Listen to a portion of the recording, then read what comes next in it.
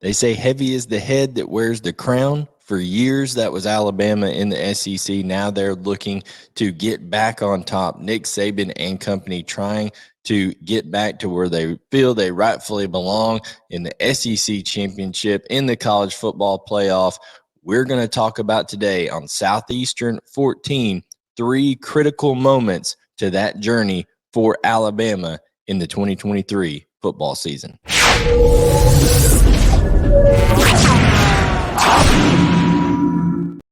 Hello, everyone. I'm Blayne Gilmer. Welcome to Southeastern 14. We cover all things SEC related here. SEC football, baseball, basketball. Chris Lee, Blake Love will do a great job with the baseball and the basketball. They're going to be joining me for football coverage sooner rather than later as we gear up for the 2023 football season. And no one is more excited about that than the Alabama Crimson Tide and the Alabama Crimson Tide faithful, and we are here to talk about 3 moments that will test Alabama in their journey forward as they look to reclaim the SEC West in the last year, likely what is going to be the last year of these divisions, as the SEC is going to move on to 9-game schedules when they add Texas and Oklahoma to the conference, and the whole scheduling and the whole deciding of a conference champion will look totally different. So this is Alabama and everyone's last year to try to win the SEC West over there, and they're all going to be trying to do so in order to probably face Georgia in Atlanta, as Georgia's the favorite to win the SEC East. But we're going to look at 3 moments that could really determine whether that happens or not, and also even the first one, national championship aspirations as well, with college football implications, things like that. So we mentioned Texas and Oklahoma coming into the conference. Well, we're going to get a little bit of a preview here as we did last year in Austin. Now Texas comes in on September 9th to Tuscaloosa. And I think the moment that I'm looking for here is, we know how Steve Sarkisian can create opening game scripts. We know that he's a master at scheming things up to the first 4 or 5 series. We saw how Texas had success early in that game. I want to see about drive 3 or 4 how Kevin Steele and this Alabama defense, which I think is very, very good and much better than what last year's Alabama defense will be.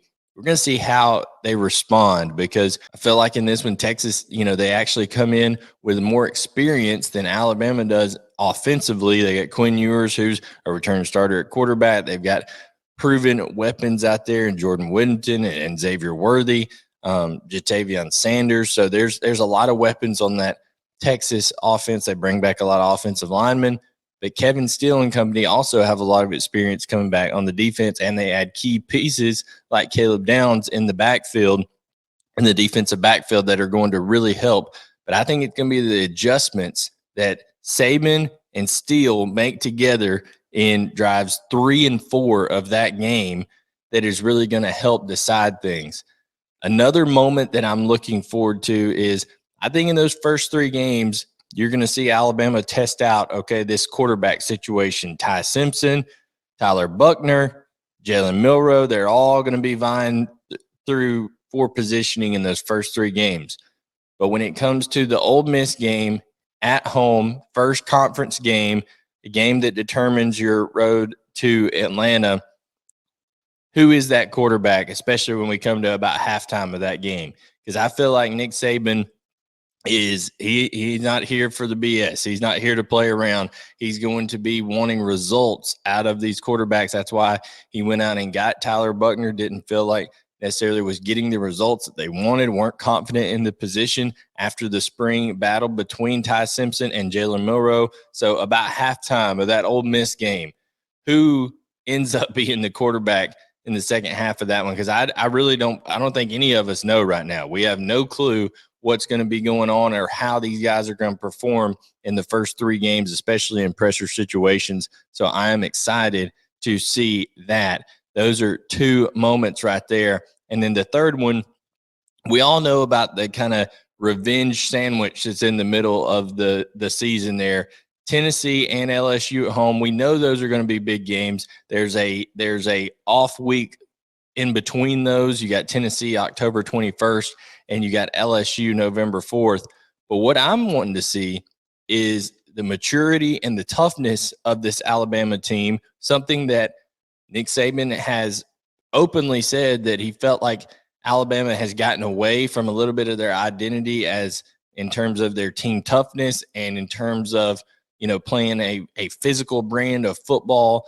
And that's one reason Tommy Rees was brought into Alabama as offensive coordinator, because Nick Saban feels that he'll help establish a run and things of that nature. Of course, Kevin Steele, it was around Alabama during those times where Alabama was as physically dominant as anybody and was it just imposed their will physically on people. So they're going to get that kind of style of game on November 11th, the Kentucky game at Kentucky. I think Kentucky is a team that is going to be very successful this year. Mark Stoops has had a couple of 10-win seasons, and anytime you have to go to Kentucky, it's not an easy deal, especially late in the year. The weather's probably not going to be great. It's going to be, okay, who is more physical in that game? And if you look at Kentucky's schedule, realistically, they play Georgia and Tennessee before they play Alabama. Tennessee is at home. Georgia's on the road. You could very well be looking at a one-loss Kentucky team with Alabama coming in there on November 11th after having played tough games against Tennessee and against LSU at home. And Alabama could very well win those two games at home. Then you got to say, okay, how is the maturity of this team to not overlook a Kentucky team that is going to be physical, that's going to be talented? They got Devin Leary. They've got 3 talented receivers. And then at the end of the year, we all know what the Iron Bowl is going to mean. But that Kentucky game, about halfway through that Ole Miss game and seeing who the quarterback is during the Ole Miss game and coming out of that game is interesting to me.